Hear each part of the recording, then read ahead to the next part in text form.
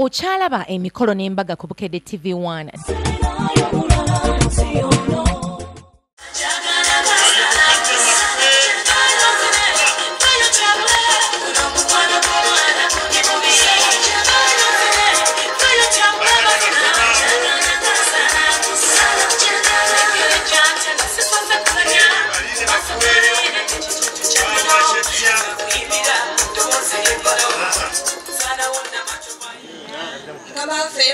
Uganda.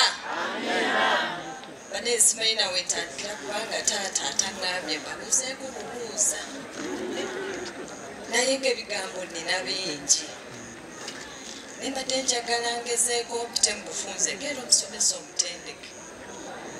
Kubanga abantu ttiimu eno enyimiridde emabega wano baakola omulimu gw'amaanyi kati nnoonya ne gwembuusa ne gwendeka kikyannemye. Kama fevas wa Uganda. Kale njagala tutendereze kama mluyimba luno. Tukutendereza nnyo Yesu, Yesu oli mwana kwatika omusaayi gunaziza nebaza omulokozi. Bananga Uganda nyimiridde wano ne ttiimu ennene eno nga nsaba munsikirize nsooka okwozaayoza abaana baffe abafuuse ensonga olwaleero Annita ne Richard nga kati bali Mr. and Mrs. Kimbowa.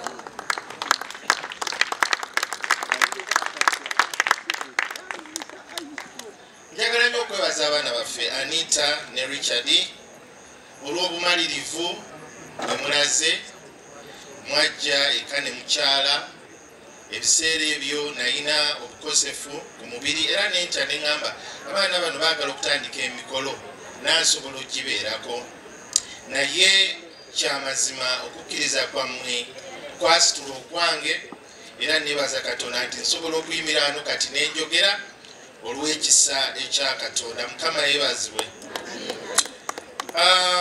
Mwebali kubanga abavubuka ennaku zino bangi batya obuvunaanyizibwa baddusa obufumbo abamu kwegamba tebaagala nakuliza kigambo bufumbo mbaga. Yes, ekonomi tetambula bulungi naye abavubuka bannange abalina abalenzeeko eyo mubayigiriza obuvunaanyizibwa embaga okuwasa obufumbo bwa kitiibwa bwategekebwa Katonda ng'abakkiriza tuba tulina okubuyingiramu.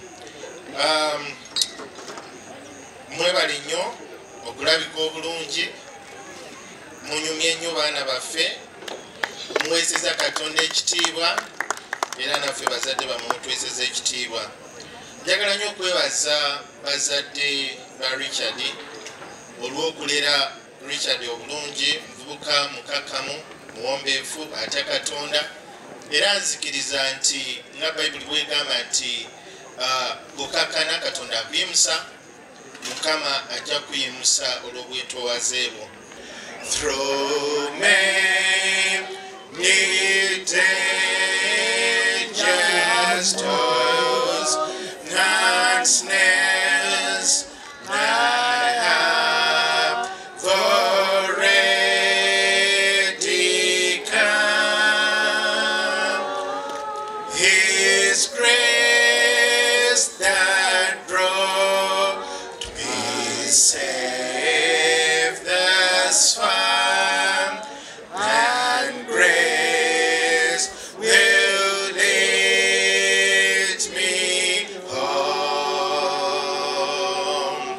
Mukabano batolesa okunenyezebwako bano batolesa omusango gwo kakati tubasindika mu kisaato ne mwana era tubetolola nga bajulirwa tobufumbo obuva gy'oli buyimirira tobufumbo obuva gy'oli buwangula ensi tubetolola nga bajulirwa tebaliremererwa tebalibulwa mu linnya lyesu Nazareti twanganga buli maanyi buli nkola zonna ez'omulabe Sitaani tezirina mukisa era tezirina mukisa maaso gaabwe. Tisaya Mukama Katonda bavirayo bayibuli eyogera gye muli Malaki teri ababa erinnya lyange endiba y'obutuukirivu eribaviirayo n'okuwonyezebwa mu biwatiro byayo bwe mutyo munaatambula nga musamba ng'ennyana Mukama abaviireyo nga bamusazeewo muwa ekitiibwa era tusabira amaka gammwe buli anaagaŋŋaŋŋanga anaalemererwanga tusabire amaka gammwe tigana working out twebaziza olw'abaana twebaziza olw'obugabirizi twebaza olw'amayumba twebaza olw'emirimu egyeyongerako twebazayi Mukama nti gano ogalonze nga bwegera mu Malaki nti wanoonya omukyala n'omusajja omu wadde waliwo abakazi abalala ng'onoonyezadde eri ate Katonda bantu bawonga amaka gaabwe bali kusitulira omulembe oguli kukyerekuweereza era myaka mingi tuba twagenda dde okwebaka abo abali bavaamu bali kuweereza kala Ibrahim kala Yakobo ne Isaaka entiisa ye beetoolola n'engula y'obutuukirivu beetoolola tukusinza Mukama tukugulumiza mu Kristo Yesu Mukama waffe amen. Out of your children, out of your businesses, out of everything that you do. Ebirabo ebirala bino jjajja abadde n'ekirabo kye kyayagala okubakwasa alabika alina ebigambo byagenda okwogererako bwe tunaamala MC atwale akazindaalo ke.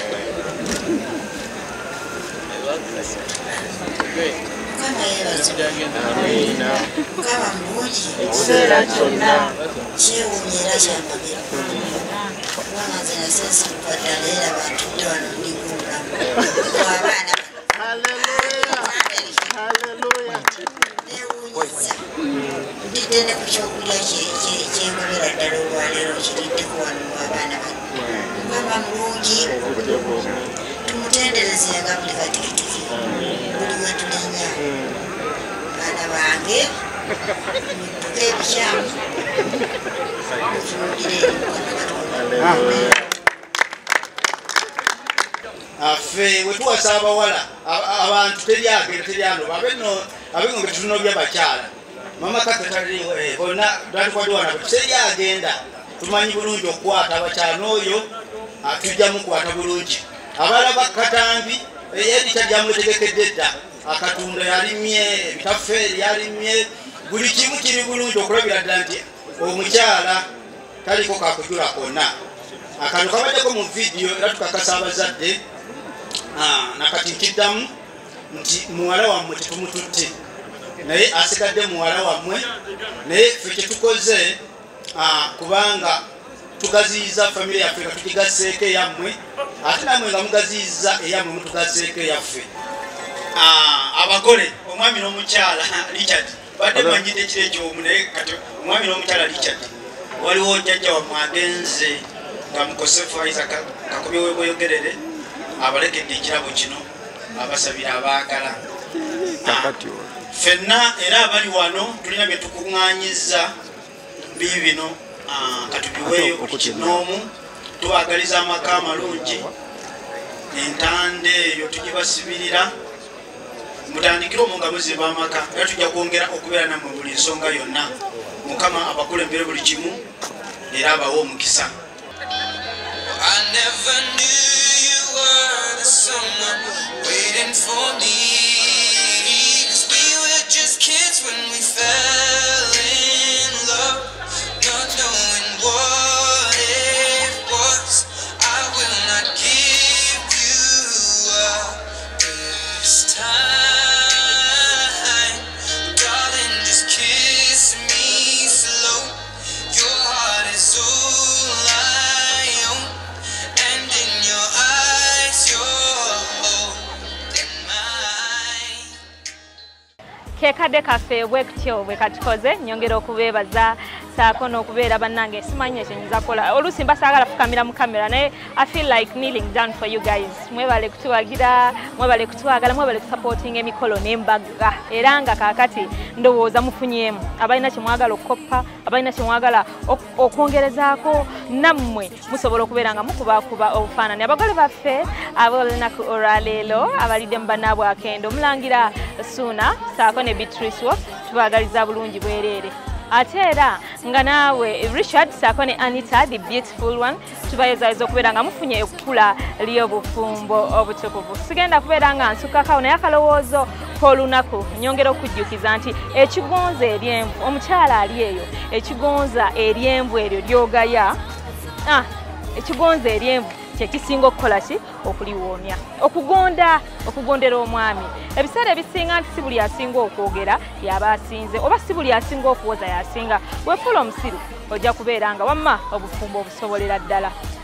Nsigadde nze Jamillah Nampeera Ssebuguzi tugenda kubeera nga tukoma awo olunaku olwaliro. Tujja kusinkana Sande ate erejja tugenda mugabutikidde mubeere bulungi mweraba. Emikolo n'Embaga ayambaziddwa ku Shona Designs abasangibwa ku Zai Plaza omwaliro ogwokusatu edduuka namba 4 ne 19 ne ku kizimbe kya Namaganda omwaliro